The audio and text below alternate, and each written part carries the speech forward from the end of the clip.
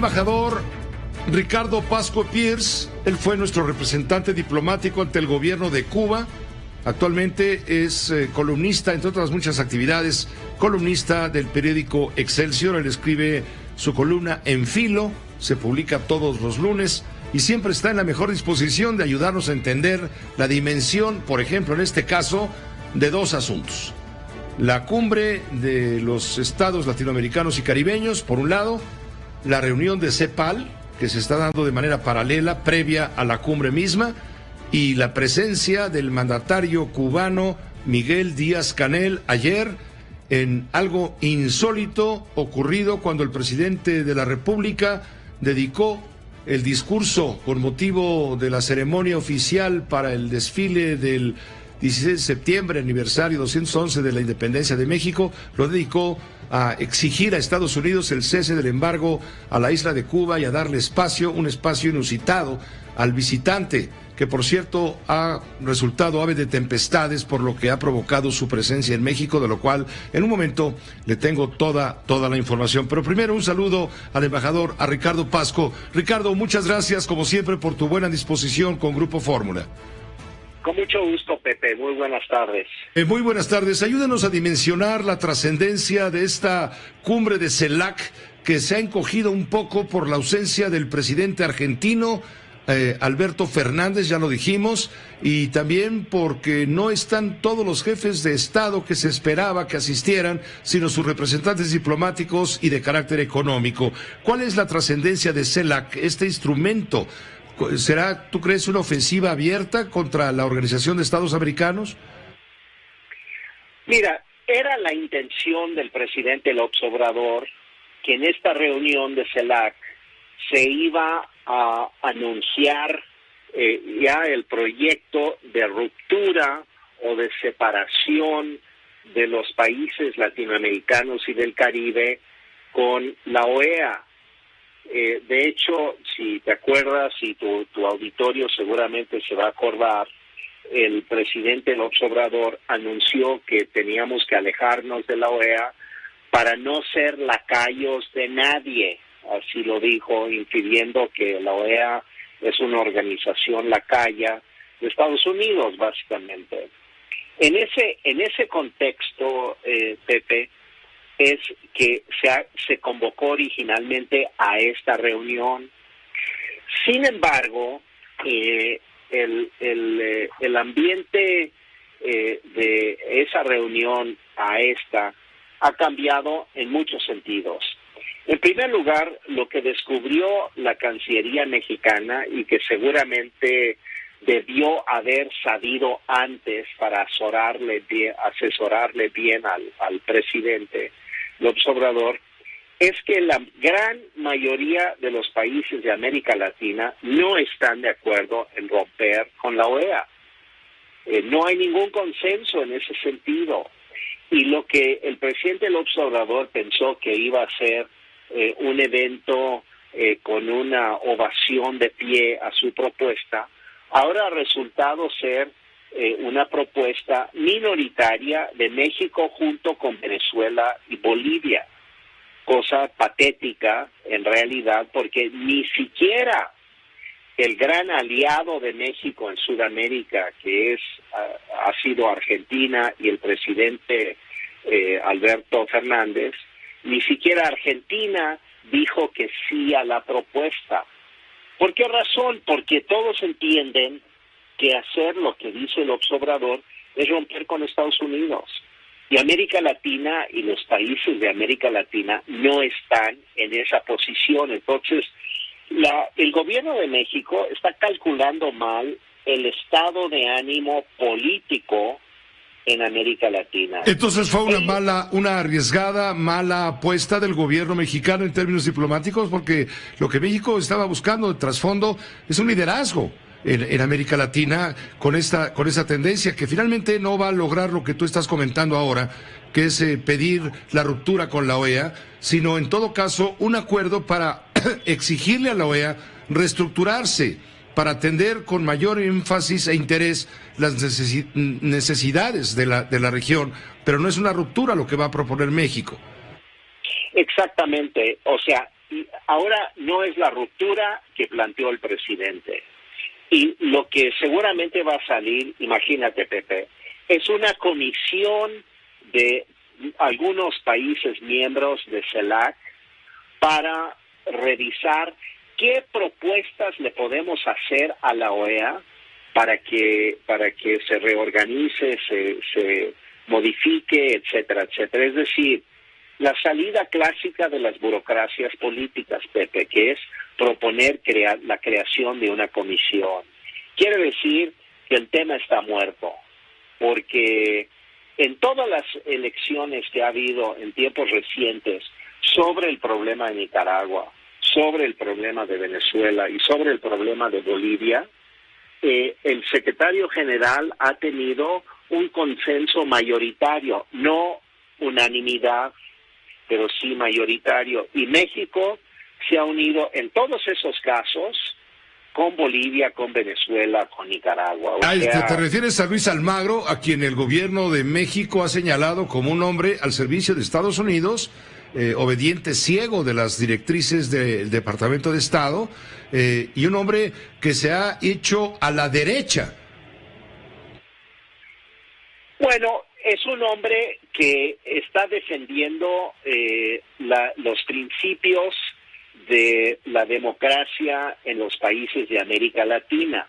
Y cuando hablan de Venezuela o cuando hablan de Nicaragua, exigiendo que respeten los derechos humanos de sus ciudadanos y que cese la represión en esos países, México ha votado abstención en todos los casos. Y es muy preocupante eso, Pepe, porque ninguna izquierda real que se precia de serlo puede votar en contra, a favor de autocracias o autoritarismos y en contra del reclamo democrático. Entonces, ¿dónde está la izquierda? No está participando, por lo menos la izquierda mexicana, expresada en Morena y en el gobierno de López Obrador, no está acompañando la lucha por la democracia en América Latina. Entonces, esto es un tema muy complicado y además hay que decirlo, es lo mismo en la discusión con Cuba.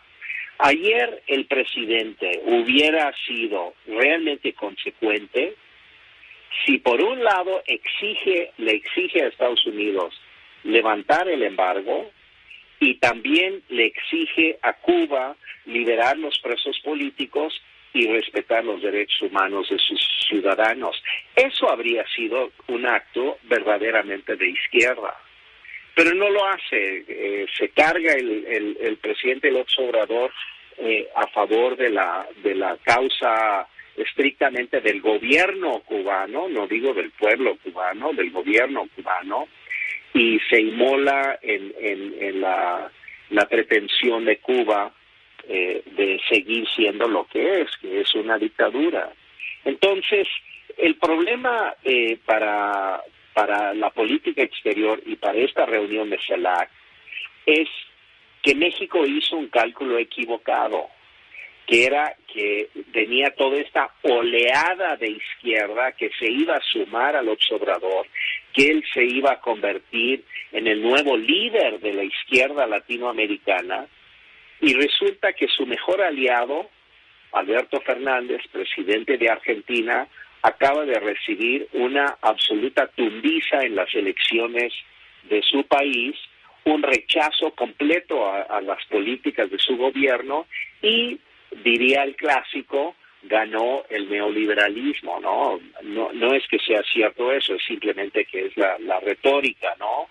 Pero este es el tema complicado, es de que no existe esa oleada hacia la izquierda en América Latina que López Obrador cree que va a encabezar. Entonces ya se está viendo como Bolívar en una estatua sobre un caballo con la espada desenvainada, cuando en realidad no es lo que está sucediendo en nuestro continente. Nuestro continente está sufriendo y es lo que están discutiendo en la reunión de CEPAL, los graves problemas que está enfrentando efectivamente nuestra nuestra región, pero la gente no está planteando un modelo que se alinee con gobiernos y propuestas populistas, sino que los gobiernos en su gran mayoría están diciendo que tenemos que encontrar un equilibrio en los modelos de producción, uniendo al mercado y el capital junto con los intereses de los países y de las mayorías sociales. Entonces, la crisis es tal que la gran presencia que México en esta reunión le iba a entregar la batuta de CELAC a Argentina, resulta que el presidente argentino no puede venir porque su país está en crisis. Y su partido está en crisis porque fueron derrotados en las elecciones. Entonces, a lo que voy con esto, Pepe, es que me parece que México ha hecho este planteamiento completamente equivocado de lo que está sucediendo en América Latina. Y creen que el gran auge que está surgiendo en la región es hacia la izquierda, y en realidad yo diría francamente, y creo que CEPAL lo confirma, la región está buscando salir de la crisis que ha provocado la pandemia, pero también los rezagos históricos de nuestra región en el mundo, buscando combinar instrumentos de mercado, instrumentos de inversión extranjera, junto con gobiernos que regulen de manera responsable esa participación. Y entonces, ¿dónde está Argentina en todo esto? ¿Dónde está la gran oleada de izquierda que va a encabezar López Obrador y que iba a gloriosamente entregar la batuta a su amigo Alberto Fernández? Oye, por cierto, ¿cómo juzgas, Ricardo Pascue, el tema de lo de ayer con el presidente cubano presente en los actos conmemorativos de nuestra independencia con un mensaje reclamando, pues, que Estados Unidos cese el acecho, el asedio contra la isla de Cuba desde el punto de vista económico, que data de hace 62 años, en fin, y que haya sido insertado en el contexto de algo que es, digamos, un asunto que tiene que ver con los mexicanos, por la independencia de los mexicanos en este aniversario? ¿Cómo viste lo de ayer? ¿Es otro error del presidente? No, yo creo que va a quedar lo de ayer. Pepe, va a quedar como el símbolo de los errores y el fracaso de este gobierno, y te voy a decir por qué. Porque independientemente de que el reclamo a Estados Unidos de que levante el embargo es una cosa que todos hemos defendido. Yo no conozco casi a nadie que no esté de acuerdo con que Estados Unidos levante el embargo. Yo lo sostuve siendo embajador en Cuba y lo sostengo hoy. Me parece que el embargo es un instrumento de presión absolutamente inaceptable y debiera levantarse, y no tiene razón de ser. Dicho esto, el hecho de que ese embargo se utilice como pretexto para reprimir al pueblo cubano por parte de su gobierno es absolutamente indebido. O sea, no hay justificación alguna de que el gobierno cubano esté reprimiendo a su gente porque dicen que pretextan el tema del embargo. Pero el gobierno cubano es el que está embargando a su gente. No, pues claro, por supuesto que sí. Entonces, lo que más me preocupó de lo de ayer, Pepe, y esta es la parte simbólica, como el lenguaje no dicho, pero el lenguaje presente, o incluso el elefante presente en el salón, es que tienes el presidente mexicano legitimando por todos los costados a que un presidente que en su país reprime al pueblo utilizando sus fuerzas armadas se dirija con una supuesta superioridad moral a nuestras Fuerzas Armadas, en un evento de nuestras Fuerzas Armadas, dando implícitamente, Pepe, el mensaje de que las Fuerzas Armadas son para defender el status quo del gobierno en el poder. Y si hay que reprimir al pueblo, se vale. Ese es el mensaje que dieron ayer. Y los generales mexicanos y todos los rangos del ejército tienen que estar pensando qué es lo que nos está diciendo nuestro presidente, que quiere que salgamos a reprimir a la gente si él considera que es necesario. Porque si tú escuchaste la mañanera de hoy en la mañana, el presidente volvió a atacar a todo mundo, con furia, enojadísimo en la mañana. Realmente yo diría que habló con amargura hoy el presidente López Obrador en la mañanera, y eso que fue una mañanera sumamente breve, pero aprovechó el tiempo para atacar a todo mundo, a empresarios, a opositores, a periodistas, a quien tuviera en mente.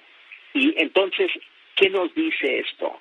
De que la idea de que para el comandante en jefe de las Fuerzas Armadas, el gran peligro de México son las oposiciones.